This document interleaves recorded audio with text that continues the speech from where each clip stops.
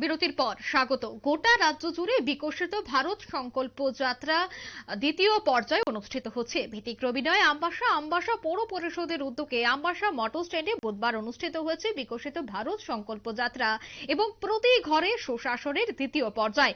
অনুষ্ঠানটির উদ্বোধন করেছেন আমবাসা পৌর পরিষদের ভাইস চেয়ারপারসন গোপাল সূত্রধর, কাউন্সিলর শঙ্কর চক্রবর্তী, শোভন দেবনাথ সহ আমবাসা পৌর পরিষদের ডেপুটি সিইও সমীরণ রায় সহ অন্যান্যরা। এদিনের এই অনুষ্ঠানে সরকারি বিভিন্ন দপ্তরের স্টল খোলা হয়।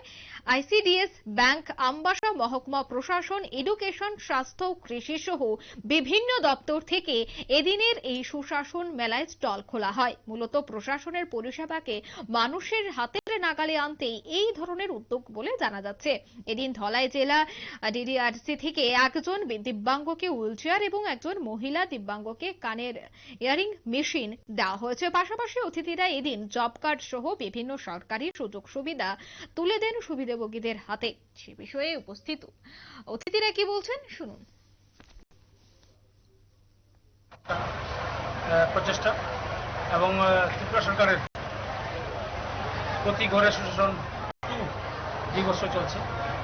এটারই অঙ্গ হিসেবে আজকে আমরা মিউনিসিপ্যাল কাউন্সিল আমবাসা আজকে বিকাশ মেলা অর্থাৎ বিভিন্ন দপ্তরের যে সমস্ত বেনিফিশিয়ারিরা প্রকল্পের সুযোগ সুবিধা যারা লাভার্থী আছেন তাদেরকে আমরা দেবো। এই জন্য আজকের এই মেলা আমরা আয়োজন করেছি।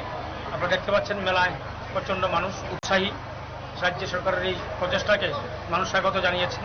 আমরা সবার সমস্ত কাউন্সিলরগণ আমাদের এখানে আছেন, ডিসিএম ম্যাডামও আছেন এবং আমাদের এই প্রোগ্রামটা এত সুন্দর। গতবার আমরা খুব সুন্দর হয়েছে, প্রায় 120-30 জনকে আমরা বেনিফিট দিতে পেরেছি।